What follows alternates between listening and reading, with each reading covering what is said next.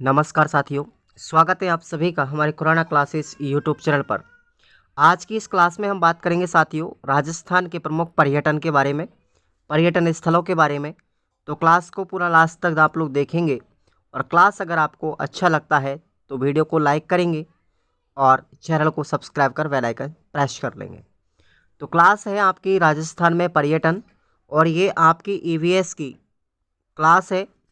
आपको प्लेलिस्ट बना रखी है मैंने, जितने भी हमारी पर्यावरण अध्ययन की चैप्टर हैं उन सबको मैंने एक टॉपिक वाइज, एक स्टेप वाइज पूरी पर्यावरण को करा रहा हूँ पात्रता के लिए।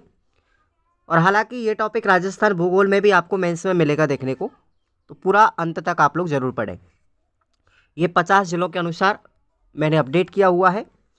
तो बात करें पर्यटन की, तो पर्यटन एक उद्योग रहित, धुआं रहित उद्योग है। कैसा है? बिल्कुल धुआं रहित उद्योग है, इसलिए इसको निर्धूम उद्योग के नाम से जाना जाता है। पर्यटन को उद्योग का दर्जा देने वाला भारत का पहला राज्य राजस्थान था।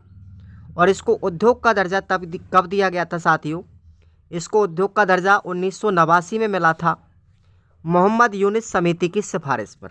इंपॉर्टेंट क्वेश्चन है, ध्यान रखेंगे। पर्यटन उद्योग को, ठीक है, पर्यटन को उद्योग का दर्जा कब दिया गया था? 1989 में। किसकी समिति की सिफारिश पर? मोहम्मद यूनिस समिति की सिफारिश पर। और पर्यटन को जन उद्योग का दर्जा कब दिया गया था? वर्ष 2004 में दिया गया था। अंतर्राष्ट्रीय बिजनेस पत्रिका फोर्ब्स के द्वारा वर्ष 2023 में 23 वेस्ट टूरिज्म लोकेशन में भारत में एकमात्र राज्य कौन सा है? राजस्थान है। यह भी आपको याद रख लेना है। ये छोटे छोटे पॉइंट हैं जहाँ से प्रश्न बनते हैं साथियों। वर्ष 2022 में राज्य में पर्यटकों का आगमन कितना हुआ था पूरे राजस्थान में? ये हुआ था साथियों, इतना हुआ था, है ना। ये आप लोगों को ध्यान रखना है, 1087.25 लाख। तो वृद्धि कितनी हुई थी? 393.68%। अगर पूछे कि वर्ष 2021 में पर्यटकों का आगमन कितना हुआ था? 220.24 लाख हुआ था, जिनमें से अपने स्वदेशी कितने थे? 219.89 लाख। और विदेशी कितने थे? विदेशी कितने थे साथियों? 0.35 लाख। तो ये आंकड़ा आपको याद रख लेना है, ठीक है। ये तो 2021 का है। अगर आपसे 2022 का पूछा जाए तो आपको याद रखना है, ये 2022 का आंकड़ा आपको याद रखना है, नवीनतम है ये। तो 1087.25 लाख है टोटल पर्यटक। उनमें से स्वदेशी कितने आए थे? 1083.28 लाख। और विदेशी पर्यटक कितने आए थे? 3.97 लाख। ये आप लोगों को 22 का आंकड़ा याद रखना है, ठीक है। सर्वाधिक विदेशी पर्यटकों वाले ज़िले कौन कौन से हैं राजस्थान में? तो देखिए, सबसे ज़्यादा जयपुर में आते हैं, उससे कम उदयपुर में आते हैं और उससे कम अजमेर में आते हैं। तो ये तीनों ज़िलों का क्रम आपको याद रखना है अगर विदेशी पर्यटकों की दृष्टि से क्रम पूछा जाए तो, कि सर्वाधिक किस ज़िले में आते हैं, ठीक है। सर्वाधिक देशी पर्यटकों के ज़िलों का क्रम पूछा जाए तो पहला होगा अजमेर, यानी पुष्कर में आते हैं, दूसरा सीकर है और तीसरा सवाई माधोपुर है, राइट। वर्ष 2022 में सर्वाधिक विदेशी पर्यटक कहाँ से आए थे? सबसे ज़्यादा विदेशी पर्यटक हमारे राजस्थान में अमेरिका से आए थे और उससे कम आए थे फ्रांस में, फ्रांस से आए थे, ठीक है। तो दो याद रखना। Rajasthan tourism official app launch कब किया गया था साथियों? ये 27 सितंबर 2021 को लॉन्च किया गया था। राजस्थान टूरिज्म ऑफिशियल एप्लीकेशन जो है ये लॉन्च किया गया था 27 सितंबर 2021 को, याद रखना सबको। अब पर्यटन का स्लोगन देखेंगे आप लोग। वर्तमान स्लोगन जो है साथियों, अभी जो 2024 में है वो है आपका पधारो हमारे देश, ठीक है। हालांकि मैंने अब तक के जितने भी पर्यटन जो है लोगों, उन सबको मैंने बता रहा हूँ। भारत का पर्यटन स्लोगन, ये लोगो क्या है? यह है साथियों अतिथि देवो भव। ये भारत का पर्यटन लोगो है। राजस्थान के पर्यटन लोगों में बात करें तो हमारे राजस्थान का वर्ष 1993 में लोगो क्या था? पधारो हमारे देश था। 2008 में इसको क्या किया गया था? कलरफुल राजस्थान बना दिया। 2016 में फिर किया गया बदलाव, जाने क्या दिख जाए, ये बनाया गया था। और अब फिर दोबारा 2019 से लेकर के वर्तमान 2024 तक इसका जो पर्यटन स्लोगन है वो है पधारो हमारे देश। ये आपको याद रखना है। नेक्स्ट बात करते हैं राजस्थान के पर्यटन विभाग का पंचवाक्य क्या है। तो पंचवाक्य है इसका, ध्यान रखेंगे, राजस्थान भारत का अतुल राज्य। ये कई बार एग्जाम में पूछा गया है।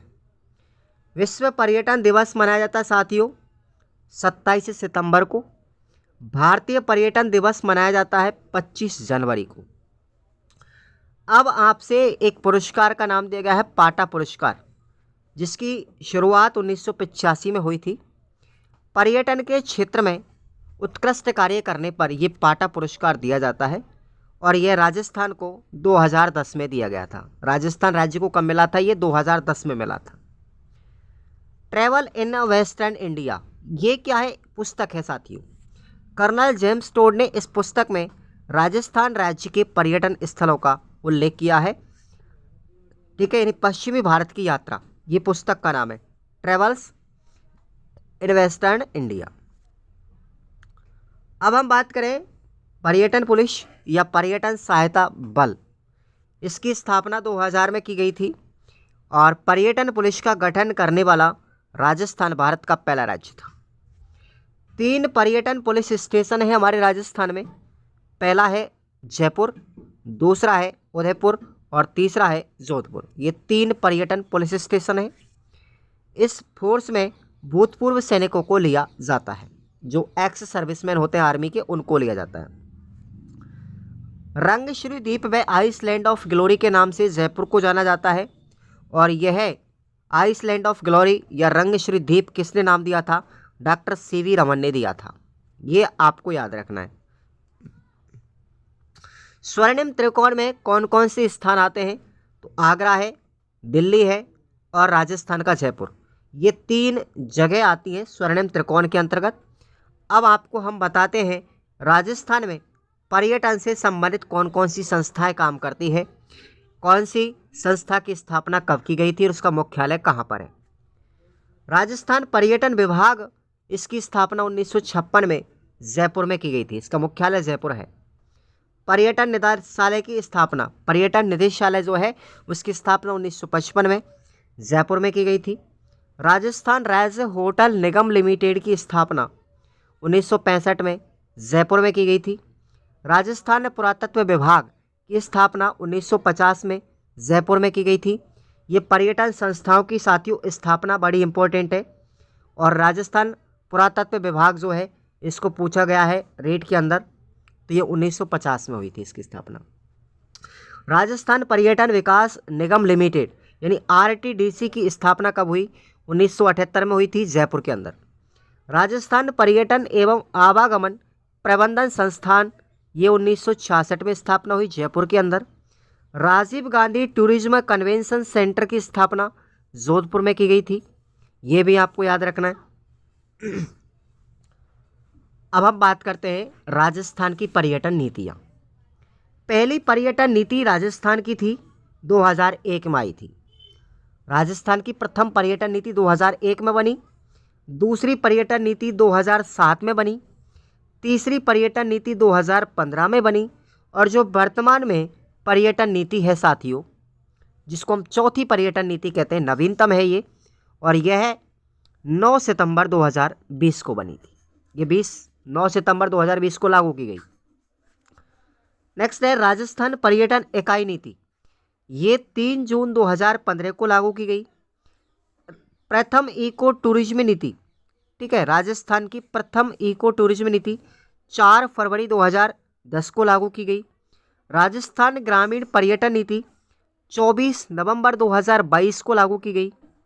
राजस्थान फिल्म पर्यटन प्रोत्साहन नीति 2022 में लागू की गई। प्रश्न एक भी बाहर नहीं जाएगा आपके एग्जाम में, कैसे भी प्रश्न पूछ ले, चिंता करने की कोई बात नहीं है। अब हम बात करते हैं राजस्थान में पर्यटन विकास की योजनाएं। नंबर 1 पर है हेरिटेज होटल योजना। इसकी शुरुआत 1991 में की गई थी। भारत का पहला हेरिटेज होटल कौन सा है? अजीत भवन है जोधपुर के अंदर, अजीत पैलेस। राजस्थान का पहला हेरिटेज तीर्थ कौन सा है? पुष्कर है अजमेर में। राजस्थान का प्रथम हेरिटेज नगर कौन सा है? तो ब्रजनगर है झालरापाटन में। और राष्ट्रीय महत्व का स्मारक है कौन सा? ब्रह्मा मंदिर पुष्कर का। नेक्स्ट योजना है हमारी पेइंग गेस्ट योजना। ये इंपॉर्टेंट है साथियों। इसकी शुरुआत 27 सितंबर 1991 से की गई। इसका उद्देश्य है पर्यटकों को राज्य की संस्कृति एवं परंपरागत का अनुभव कराते हुए घर जैसा वातावरण उपलब्ध करवाना। तो ये पेइंग गेस्ट योजना है, स्टार लगा लीजिए, इंपॉर्टेंट है। आगे बात करते हैं शिल्प ग्राम योजना। इस योजना का उद्देश्य है राज्य की परंपरागत हस्तशिल्प व कला शिल्प को प्रोत्साहन करना। राजस्थान का प्रथम शिल्प ग्राम कौन सा है? हवाला ग्राम है साथियों, उदयपुर में स्थित है। अन्य शिल्प ग्राम देखो, पुष्कर अजमेर में भी है, दूसरा शिल्प ग्राम राम सिंहपुरा सवाई माधोपुर में भी है, एक पाला ग्राम जोधपुर ग्रामीण में भी है, ध्यान रखना। आगे हम बात करते हैं, अगली योजना है अपना धाम अपना काम अपना नाम योजना, जिसको देव विभाग यानी देवस्थान विभाग के द्वारा लागू किया गया था, चलाया गया था। इसका उद्देश्य है आध्यात्मिक पर्यटन हेतु जन सहभागिता बढ़ाना। ऑपरेशन वेलकम किसके द्वारा चलाया गया था? जयपुर पुलिस के द्वारा चलाया गया था, सॉरी जैसलमेर पुलिस के द्वारा चलाया गया था। ऑपरेशन वेलकम जैसलमेर पुलिस के द्वारा और ऑपरेशन स्वागतम जयपुर प्रशासन के द्वारा। दोनों में याद रखना, ठीक है मेरे भाई, कंफ्यूजन मत होना। ऑपरेशन वेलकम पूछे, ठीक है, इंग्लिश में पूछे तो ऑपरेशन वेलकम इंग्लिश में है, तो ये जैसलमेर पुलिस ने चलाया। ऑपरेशन स्वागतम पूछे तो ये जयपुर प्रशासन ने चलाया। नेक्स्ट हमारी योजना है बॉर्डर टूरिज्म योजना। इसका उद्देश्य अंतर्राष्ट्रीय सीमा पर पर्यटकों को आकर्षित करना। अगली योजना है वरिष्ठ नागरिक तीर्थ यात्रा योजना, 2013 में लागू की गई और यह है देवस्थान विभाग के द्वारा चलाई जाती है। इसका उद्देश्य वरिष्ठ नागरिकों को निःशुल्क तीर्थ यात्रा कराना, जिसमें नागरिकों की उम्र 70 वर्ष होनी चाहिए।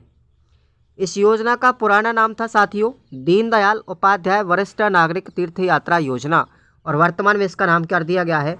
वरिष्ठ नागरिक तीर्थ यात्रा योजना। बस दीनदयाल को हटा दिया है। अगली हमारी योजना है ढोला मारू टूरिज्म कॉम्प्लेक्स योजना, ठीक है, यह जैसलमेर से चलाई गई थी और यह कॉम्प्लेक्स प्रस्तावित है, ठीक है। ढोला मारू टूरिज्म कॉम्प्लेक्स कहाँ पर है? जैसलमेर में, और ये प्रस्तावित है साथियों। इसमें राजस्थान लोक सेवा प्रशिक्षण संस्थान की स्थापना की जानी होगी, ये प्रस्तावित है अभी तक। श्री तनौट मंदिर कॉम्प्लेक्स, इसकी स्थापना 2022 में जैसलमेर में की गई थी। इसका निर्माण बॉर्डर टूरिज्म को बढ़ावा देने के लिए किया गया था। आगे हम बात करते हैं, देखिए राजस्थान के प्रमुख रोपवे कौन कौन से हैं, देखिएगा। प्रथम रोपवे कौन सा है हमारा?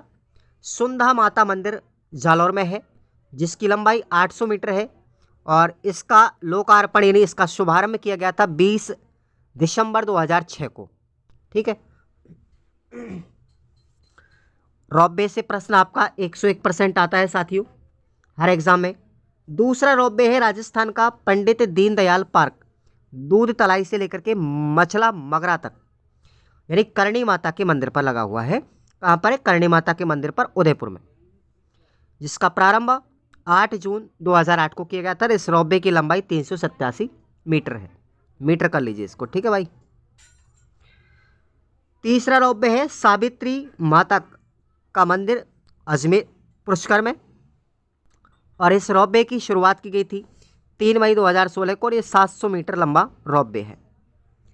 चौथा रोपवे है साथियों वीर हनुमान जी का मंदिर है सामोद जयपुर ग्रामीण में, वहाँ पर स्थित है और इसकी शुरुआत 24 मई 2019 को की गई थी। लंबाई है इसकी 380 मीटर। पांचवा रोपवे है